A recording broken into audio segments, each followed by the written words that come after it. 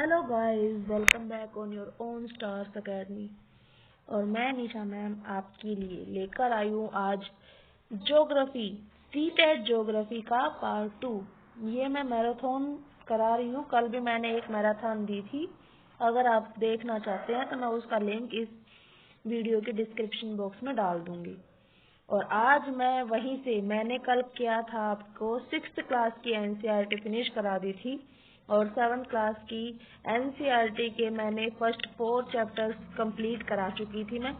आज मैं आपको लास्ट 2 चैप्टर्स कराऊंगी 7th के एंड 8th क्लास भी फिनिश करवा दूंगी। ठीक है, अच्छे से रिवाइज करना। इस वीडियो को देखने के बाद, इन 2 वीडियोस को देखने के बाद आपको ज्योग्राफी में कुछ भी नहीं पढ़ना पड़ेगा। ओके, देन मैं स्टार्ट कर रही हूँ। हमारा फर्स्ट क्वेश्चन है, निम्न में से कौन सा सही सुमेलित है? सही सुमेलित, ये थोड़ा सा ब्लर हो रहा है guys, but never mind please. Mississippi नदी उत्तरी अमेरिका, डैन्यूब नदी यूरोप, ऑरेंज नदी ऑस्ट्रेलिया। तो गाइस कौन कौन से सही सुमेलित है?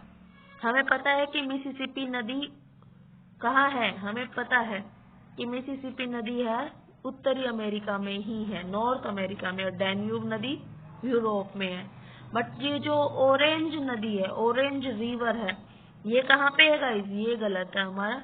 तो ऑरेंज रिवर है हमारा ऑस्ट्रेलिया में नहीं है, ये है अफ्रीका कॉन्टिनेंट में,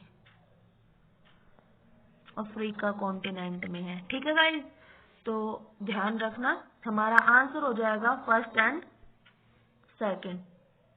okay, B option is correct. देखिए गाइस, हम बताते हैं। अभी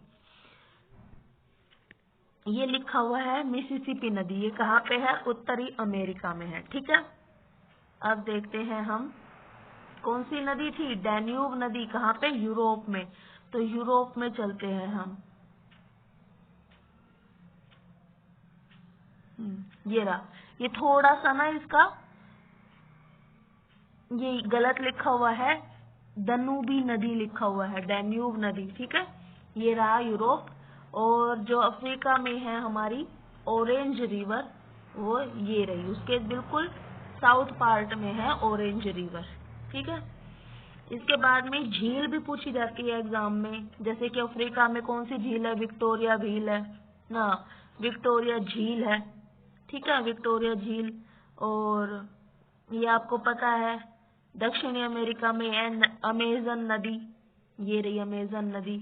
और इधर उत्तर अमेरिका में ना झील है, इन झीलों के बारे में भी क्वेश्चन आ जाएगा, जैसे कि ग्रेट बियर हो गया, ग्रेट स्लेव झील हो गया। ठीक है, सुपीरियर झील जो हमने कल की थी, एंड ह्यूरॉन झील, सोल्ट लेक सिटी, ये वाली सोल्ट लेक सिटी। ये हमें कैसे क्वेश्चन आएंगे इनसे? हमें क्वेश्चन आ सकते हैं मैचिंग से, आ सकते हैं कि ये कहाँ पर है, ये कहाँ पर है। ठीक है, भारत के तो फिर भी आपको पता है सारी। एक नील नदी जो हमने कल बात की थी, ये रही नील नदी, ये सबसे लंबी नदी है। ठीक है, सुपीरियर झील कौन सी थी? अमेजन नदी है जो सबसे बड़ी है, और नील नदी है जो वो सबसे लंबी है। ठीक है, ऐसे कनेक्ट करते हुए चलोगे तो आपको अच्छे से लर्न हो जाएगा। आगे देखते हैं, निम्नलिखित को सही क्रम में लगाना है। सही क्रम में जल का वितरण है, ये डिस्ट्रीब्यूशन ऑफ वाटर। भूमिगत जल, नदियां, बर्फ छत्रक मतलब आइस कैप्स, वायुमंडल। हमें ये देखना है कि जल सबसे ज्यादा किसमें रहता है, उसके बाद कम, उसके बाद कम, और सबसे कम। तो ऐसे लगाना। तो सबसे ज्यादा हमारी जो वो है हमारी अर्थ पर 97% जल तो ओशन में है। ठीक है, ओशन में सलाइन वाटर है, लवणीय जल है ओशन में। उसके बाद में जितना बचता है, मतलब कि 97.3% है एग्जैक्ट देखा जाए तो। और जो 2.7% है, ये है हमारे पास फ्रेश वाटर। ठीक है, और इसमें से भी 2.7 पार्ट में से भी 2% तो किसमें है? 2% तो हो गया बर्फ में। आइस कैप्स में, ठीक है। तो आप इसी से हिसाब लगाओ कि उसके बाद में है हमारे पास आइस कैप्स में हो गए। देखो ये लगा कर भी मैं लेकर आई हूँ आपके लिए। महासागर में कितना है 97.3 है। बर्फ में कितना है 2%। भूमिगत जल में कितना है 0.68। और झीलों का लवण जल, झीलों में जो सही वाटर है, खारा पानी नहीं है, वो 0.009 है, ठीक है। तो हम अब वापस अपने क्वेश्चन पर चलते हैं। तो हमारा सबसे पहले 3 आएगा सबसे पहले। तो हमारा ये होना चाहिए आंसर या फिर ये होना चाहिए, ठीक है। ये कट गया एंड ये भी कट गया। उसके बाद में क्या आएगा, दोनों में देख रहे हो 1 1, तो वो भी है, भूमिगत जल भी हो गया 0.68 था, ठीक है, 0.68 था। अब कौन सा आएगा, अब देखते हैं वायुमंडल में ज्यादा है, एटमॉस्फेयर में या रिवर में ज्यादा है। तो हमारे पास में है वायुमंडल में ज्यादा है और रिवर्स में और भी कम है। देखते हैं रिवर्स में कितना था।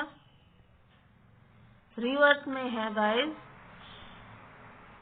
0.0001, वायुमंडल में है इससे ज्यादा तो 0.0019 है।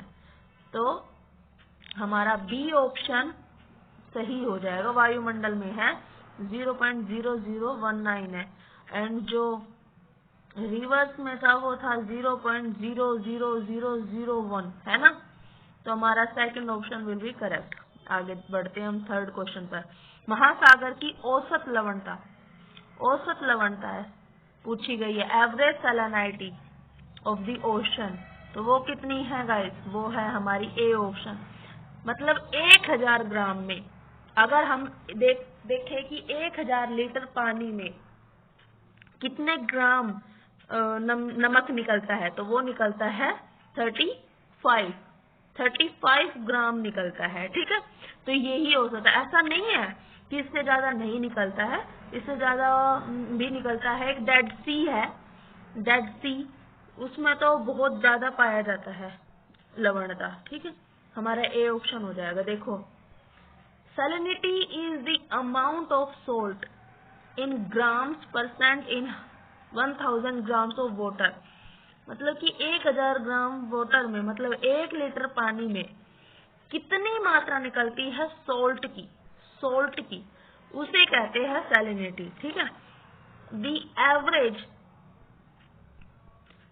Average salinity of the ocean is 35 parts पर 1000, ठीक है, 35 पर 1000 है।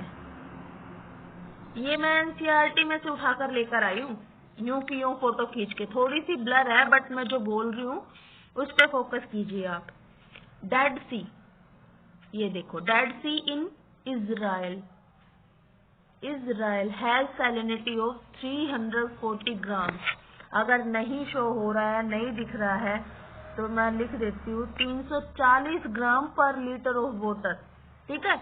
इजराइल में एक डेड सी झील है, उसमें 340 ग्राम निकलता है पर 1000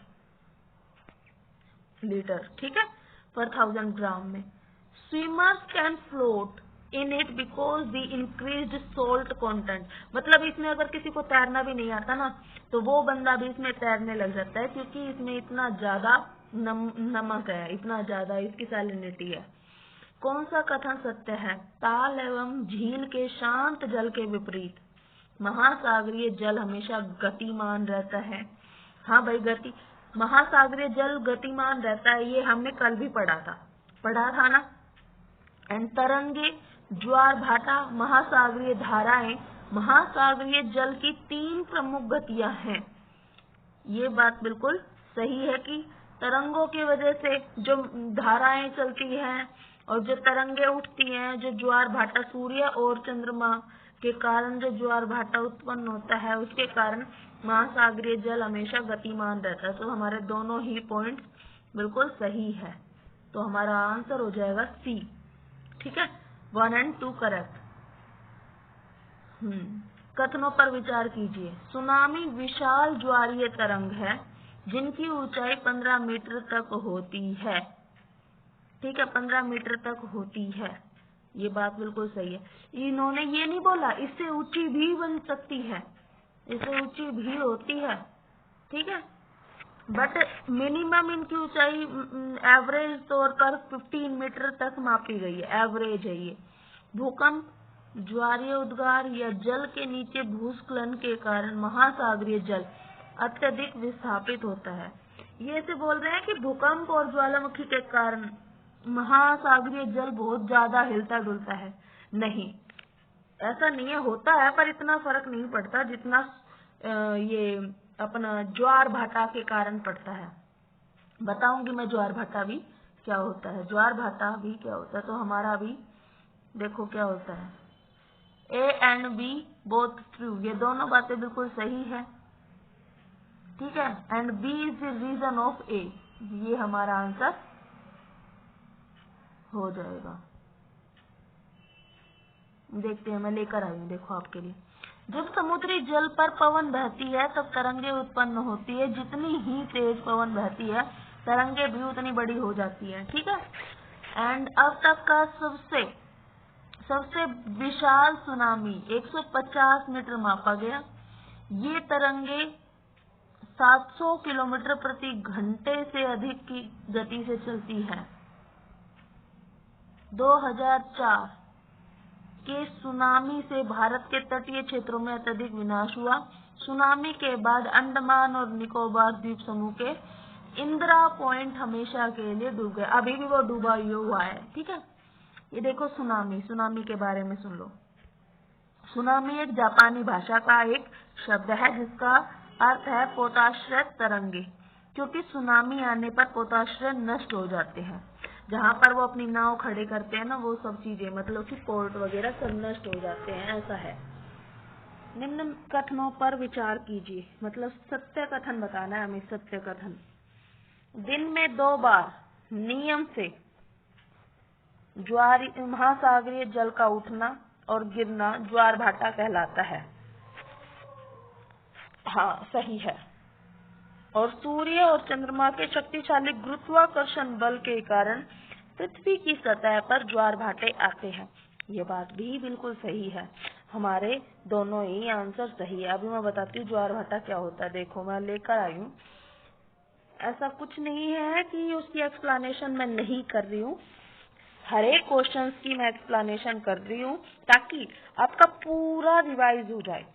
एग्जाम के इन दिनों में रिवीजन बहुत जरूरी होती है, तो एक क्लास में या 2 क्लासेस में अगर आपका पूरा रिवीजन होता है, उससे अच्छा क्या हो सकता है। देखिए, अगर सूर्य पृथ्वी और चंद्रमा 90 डिग्री का कोण बनाते हैं तो लघु ज्वार आता है, मतलब कि पृथ्वी का जल कम उठता है, ठीक है। पर अगर सूर्य भी अपनी तरफ बल लगाएगा, चंद्रमा भी अपनी तरफ, और ये एक सीधी लाइन में होंगे, तो पृथ्वी का जल बहुत ज्यादा हिलता है। इससे ना वृहत ज्वार भाटा आते हैं, बहुत बड़ा ज्वार भाटा आते हैं, ठीक है, यही है। एंड ये देखिए, उच्च ज्वार के दौरान अनेक मछलियां तट के निकट आ जाती है। इसके फलस्वरूप मछुआरे बिना कठिनाई के मछलियां पकड़ पाते हैं। कुछ स्थानों पर ज्वार भाटा होने वाले जल के उतार चढ़ाव का उपयोग विद्युत उत्पन्न करने के लिए भी किया जाता है, बट उच्च ज्वार में ना वो नहीं किया जा सकता, मछली नहीं पकड़ सकते हैं हम वहां पे जाके, समुद्र में जाके नहीं पकड़ सकते हैं। अगर हाँ वो तट पर ही आ जाते, तट के निकट ही आ जाते, तब तो पकड़ लो। उच्च ज्वार सहायक होता है, किसमें सहायक होता है? नौ संचालन में, मछली पकड़ने में, समुद्रीय तटीय पर्यटन में कैसे होगा? लोग बीच से भाग जाएंगे। विद्युत उत्पन्न करने में, हाँ ये हो सकता है, ये भी हो सकता है, ये गलत होगा। नौ संचालन में कैसे होगा भाई? नौ संचालन में नहीं होगा। तो देखते हैं, नौ संचालन इन नेविगेशन में हो, हाँ भाई ये गलत है, ये बोट नहीं है, ये नौ संचालन बड़ी बड़ी वो जो नौका बड़ी बड़ी होती है उनमें होता है, तो इसमें भी होता है, इसमें भी होता है। 9 संचालन इन नेविगेशन, नेविगेशन में हो, हाँ भाई ये गलत है, ये बोट नहीं है, ये नौ संचालन बड़ी बड़ी वो जो नौका बड़ी बड़ी होती है उनमें होता है, तो इसमें भी होता है, इसमें भी होता है और इसमें भी होता है।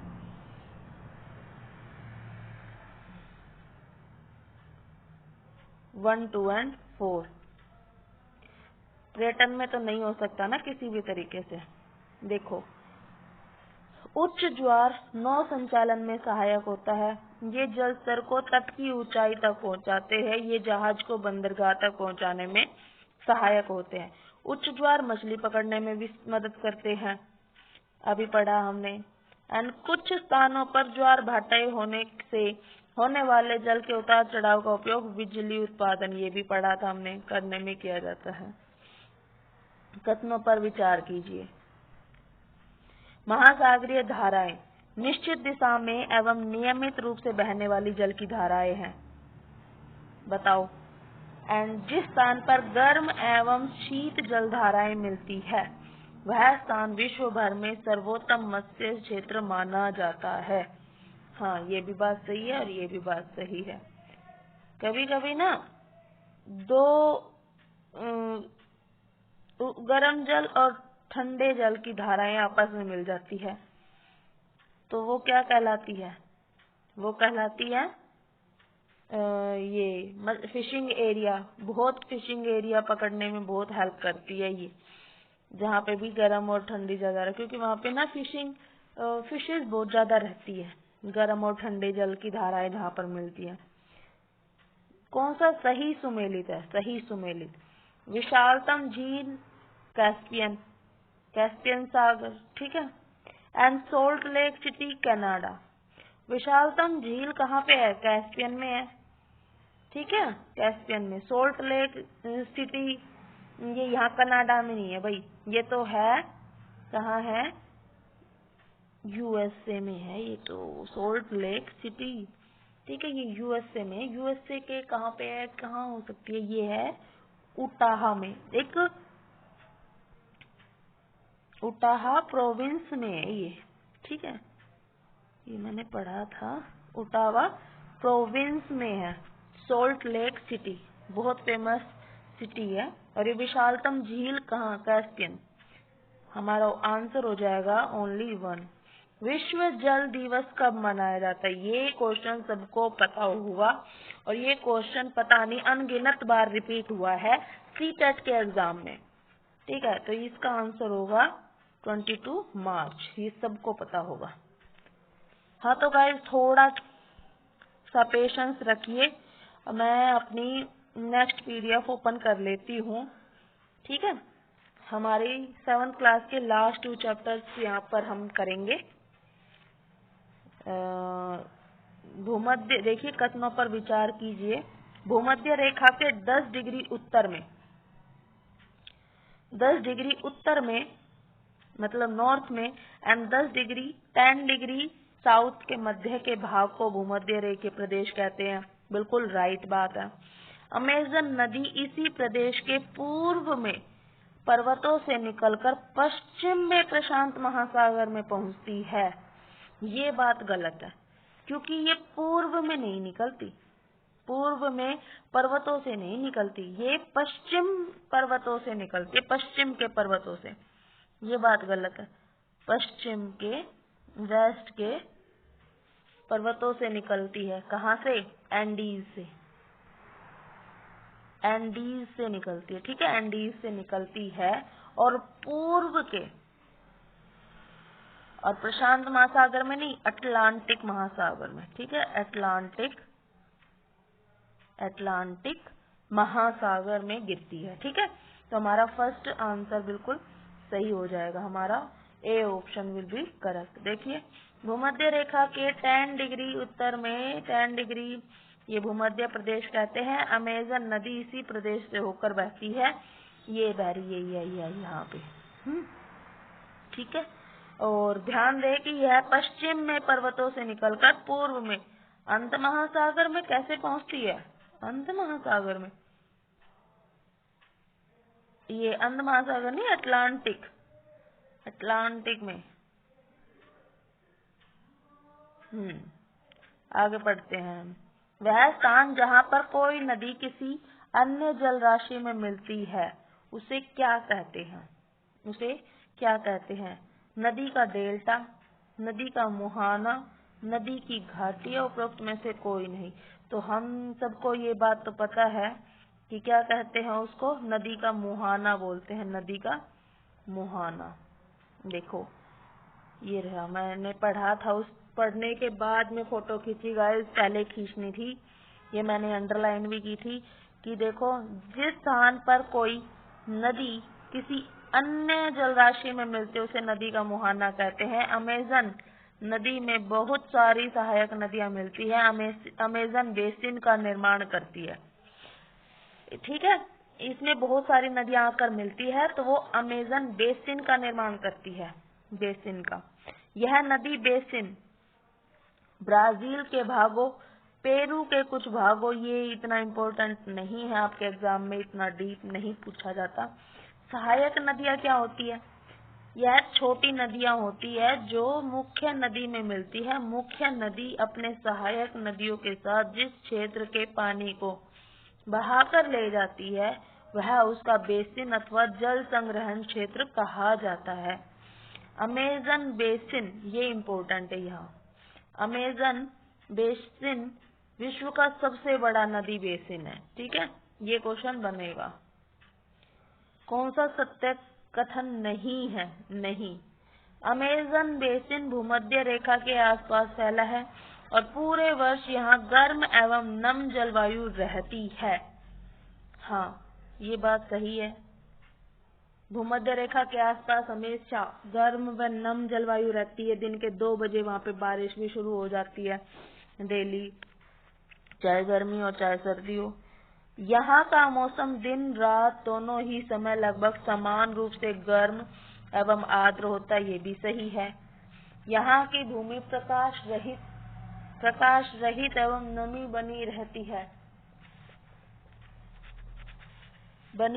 है, ये भी बात सही है। बट इस प्रदेश में लगभग 6 महीने वर्षा होती है, नहीं, पूरे साल भर वर्षा होती है, पूरे के पूरे 12 मंथ्स वर्षा होती है, साल भर वर्षा होती है। तो हमारा आंसर सी हो जाएगा, ठीक है, क्योंकि हमसे पूछा गया था कौन सा सत्य कथन नहीं है। अब देख लेते हैं सत्य पूछा इन्होंने। सत्य, आर्किड एंड ब्रोमीलाइड परजीवी पौधों की प्रजाति है।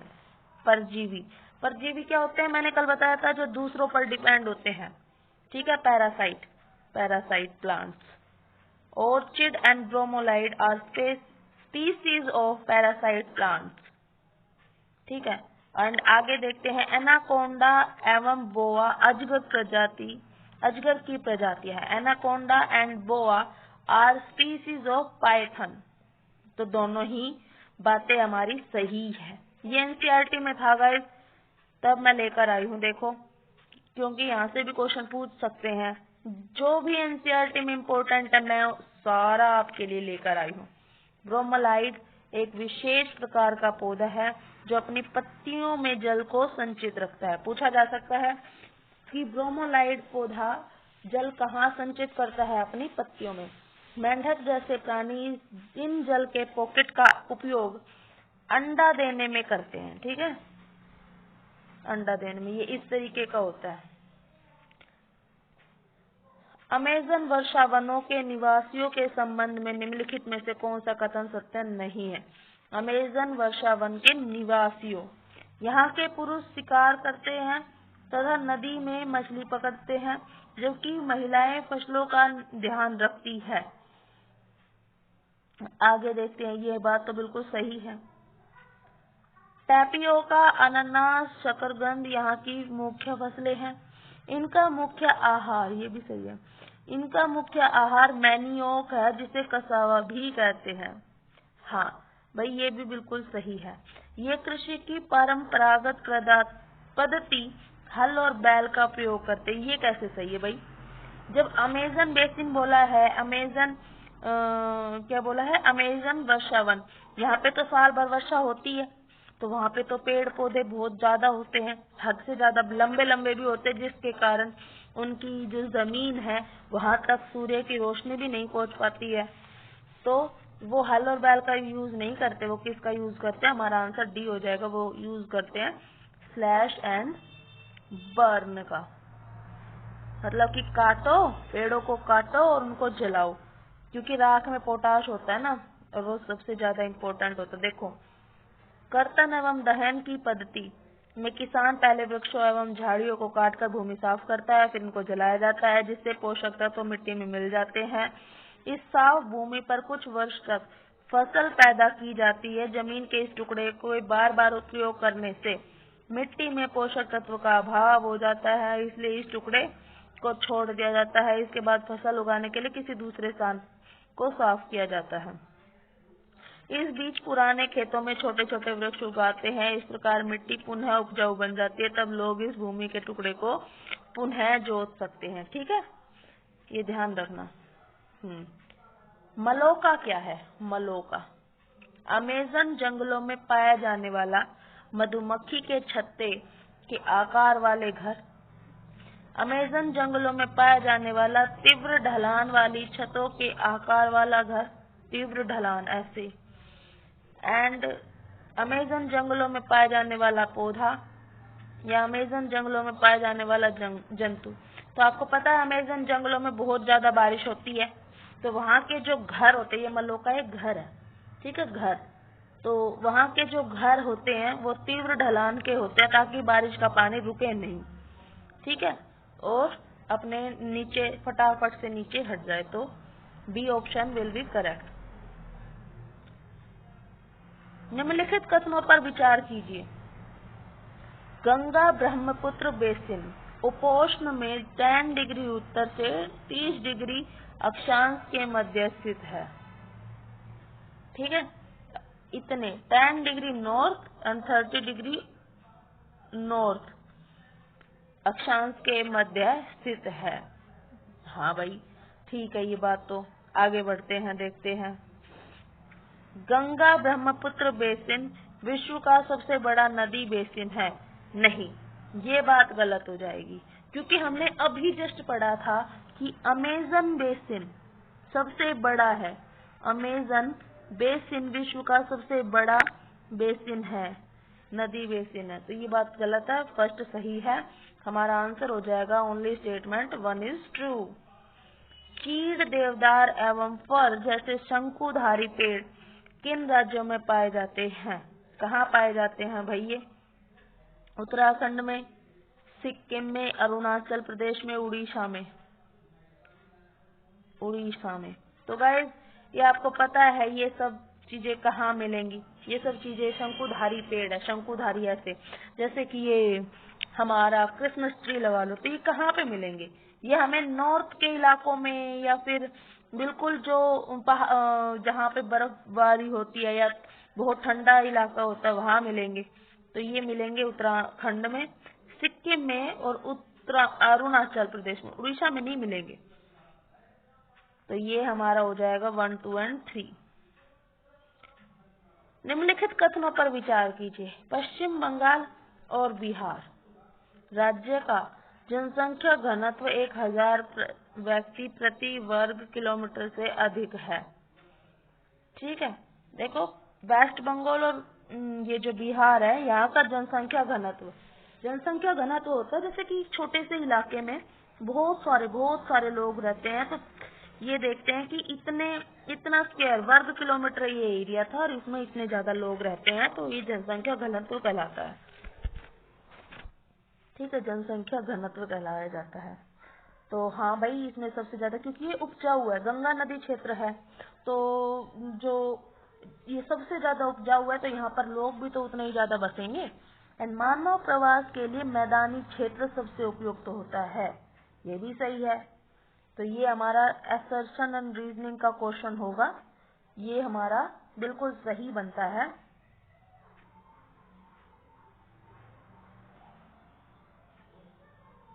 A and B both true and B is the reason of A, क्योंकि ये रीजन है ना B हमारा। देखो, मानव प्रवास के लिए मैदानी क्षेत्र सबसे उपयुक्त होता है, ये रीजन ही तो है, क्योंकि वहाँ पे इतना जनसंख्या घनत्व क्यों है? क्योंकि मानव के रहने के लिए मैदानी क्षेत्र सबसे उपयुक्त है।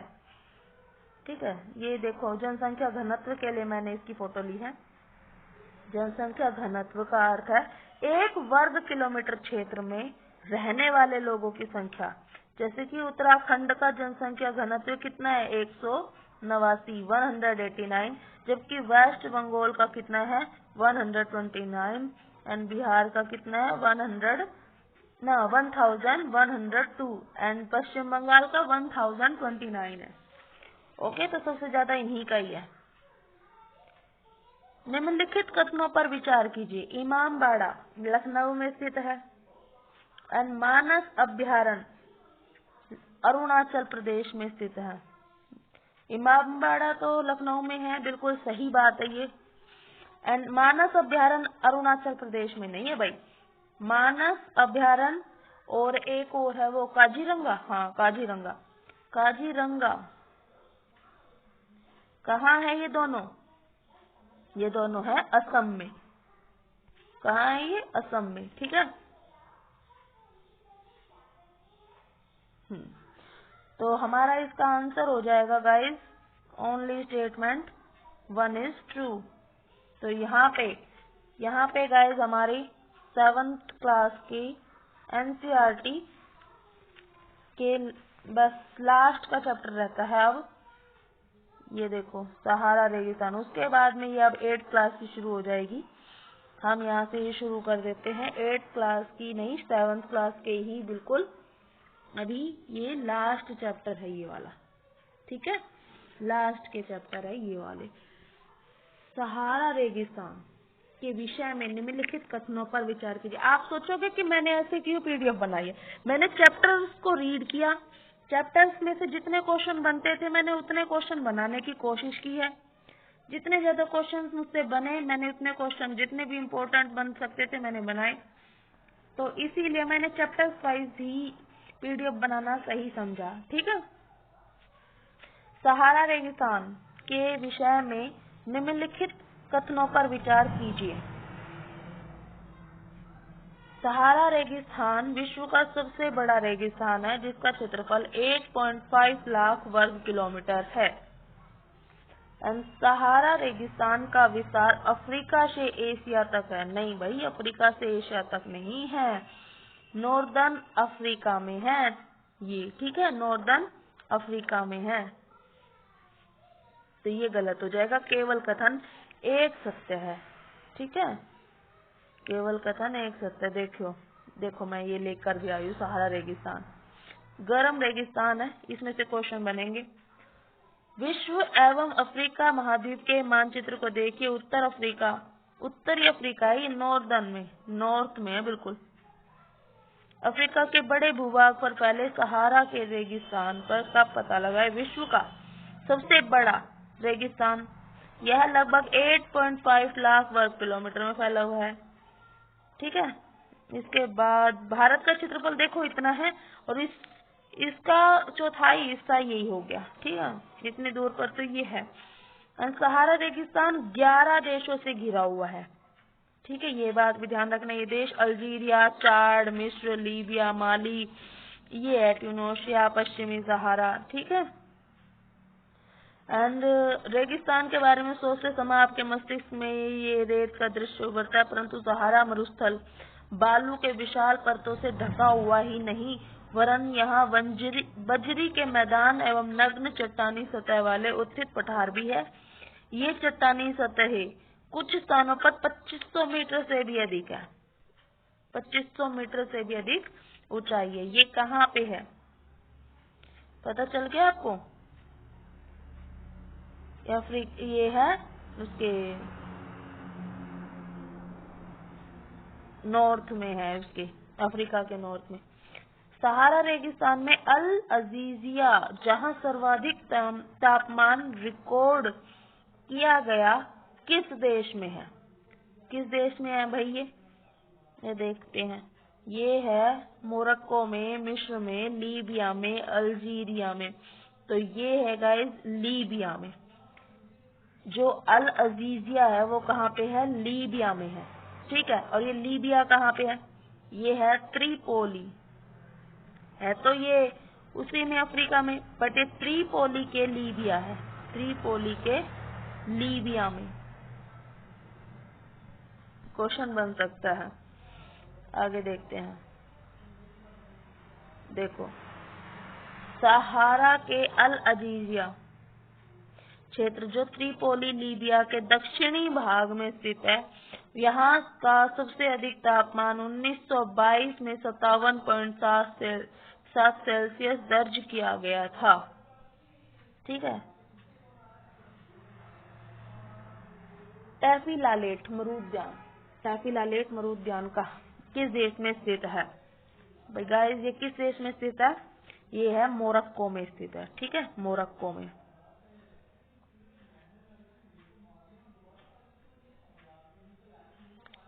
ये देखो, ये है यहाँ पे सहारा रेगिस्तान के लोगों के बारे में है कि ये कैसे, बेटा आप बाद में पढ़ लेना। ठीक है। लद्दाख के उत्तर और दक्षिण में क्रमशः कौन सी श्रेणियां स्थित है? लद्दाख के उत्तर में और दक्षिण में क्रमशः कौन सी श्रेणियां स्थित है? ये है गाइस काराकोरम एवं Zanskar. A option will be correct. देखो, इसके बारे में मैं लेके आई हूँ आपके लिए। लद्दाख शब्द दो समूह से बना। ला का अर्थ है पर्वतीय दर्रा, दाख का अर्थ है देश, पर्वतीय दर्रों का देश। ठीक है, लद्दाख का मतलब होता है। देखिए, जम्मू कश्मीर के पूर्व में बृहद हिमालय में स्थित लद्दाख एक ठंडा रेगिस्तान है। इसके उत्तर में काराकोरम है, दक्षिण में जास्कर पर्वत स्थित है। लद्दाख में से होकर अनेक नदियां बहती है, जिसमें सिंधु नदी प्रमुख है। इसमें गहरी घाटियां है, गोर्ज का निर्माण करती हैं, जो लद्दाख में अनेक हिमानियां है, जैसे गैंगरी हिमानी। ठीक है, गैंगरी हिमानी का नाम आया है इसमें। पृथ्वी के सबसे ठंडे स्थानों में से एक द्रास है, जो लद्दाख में स्थित है। पूछा जा सकता है, इसका क्वेश्चन बन सकता है। देखो, ये रहा इधर, ये हो गया लद्दाख, ये है, ये सारा लद्दाख है। ठीक है, ये इधर शोक नदी है, देहरा गोमसन है, ये इधर सिंधु नदी है। ये सब पता चल रहा होगा। तो इसके नॉर्थ में क्या है? इसके नॉर्थ में तो है, कौन सी है नॉर्थ में? काराकोरम एंड साउथ में है जास्कर।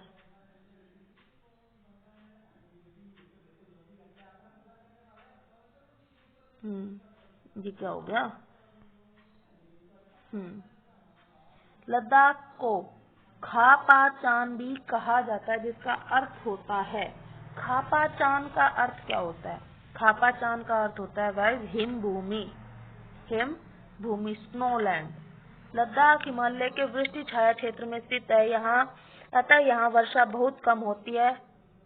नंबर 2, विश्व का सबसे ठंडा स्थान द्रास लद्दाख में स्थित है। ये बात तो बिल्कुल सही है। देखो, ये बात देखते हैं हम कि लद्दाख विश्व का सबसे ठंडा स्थान द्रास लद्दाख में स्थित है। ये बात बिल्कुल सही है। लद्दाख हिमालय के वृष्टि छाया क्षेत्र में स्थित है और यहाँ वर्षा बहुत कम होती है। ये भी सही है। तो हमारा आंसर हो जाएगा, दोनों कथन सत्य है। देखो, ये मनाली में ये लेह राजमार्ग 4 दर्रों से गुजरता है।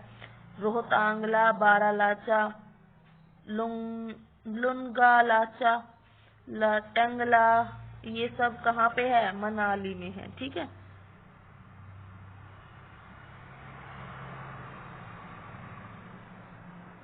ये और पढ़ लो गाइस, ये और पढ़ो। ये देखो, लद्दाख को खापाचान कहते हैं, जिसका अर्थ हिम भूमि होता है। ठीक है।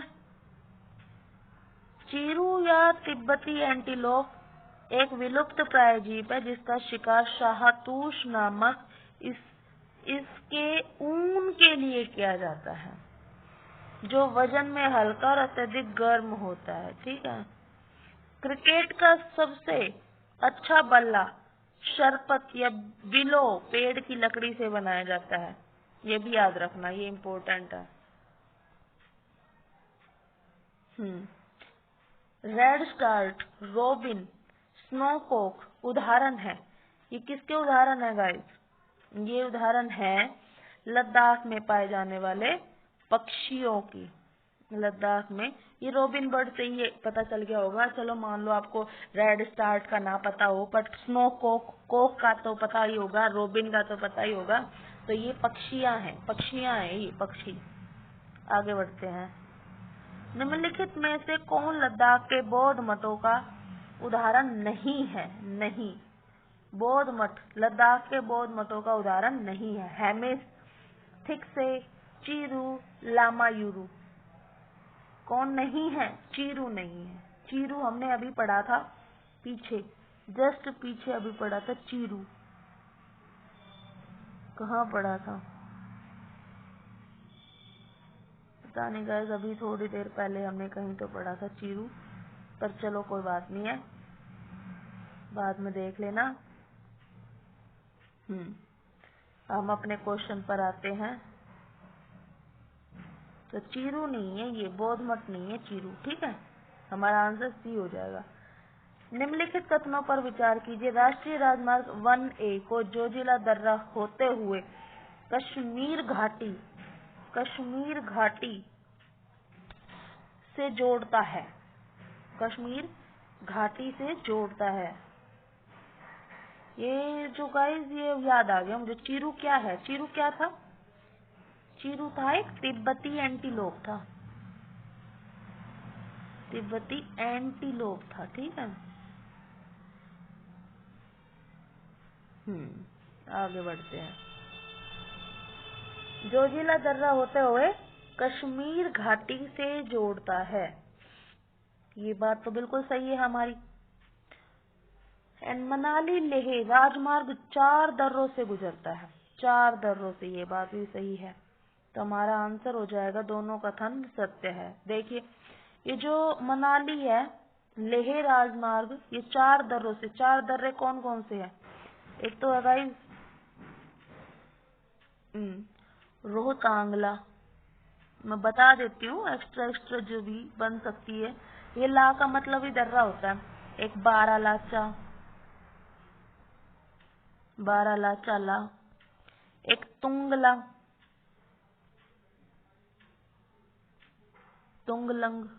ला, और एक है लुनंगा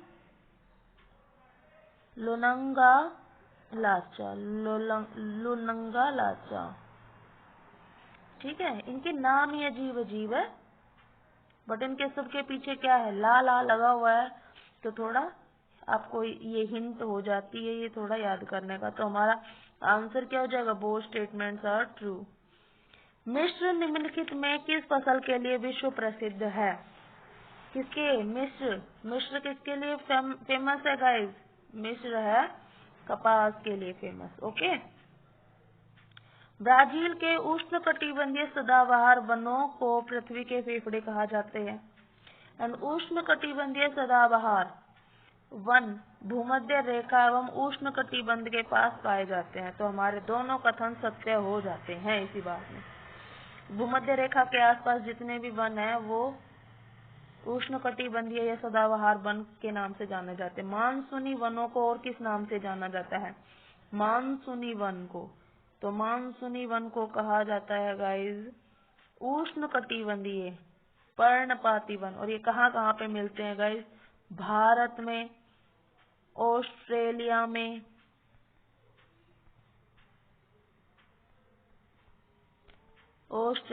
एंड मध्य अफ्रीका में, ठीक है। नहीं, मध्य अमेरिका में, हाँ सॉरी, मध्य अमेरिका में।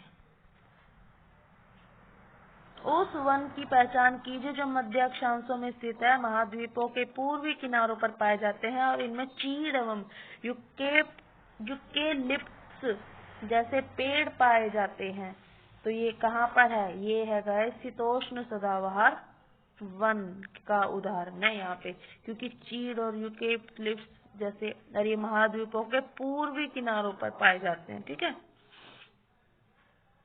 और ये हमारा क्वेश्चन 14 वाला क्वेश्चन, निम्नलिखित कथनों में कौन सा सत्य है? महाद्वीपों के पश्चिमी और दक्षिणी पश्चिमी हिस्सों में भूमध्य सागरीय वनस्पतियां पाई जाती है। पश्चिमी में और दक्षिणी पश्चिमी इलाकों में।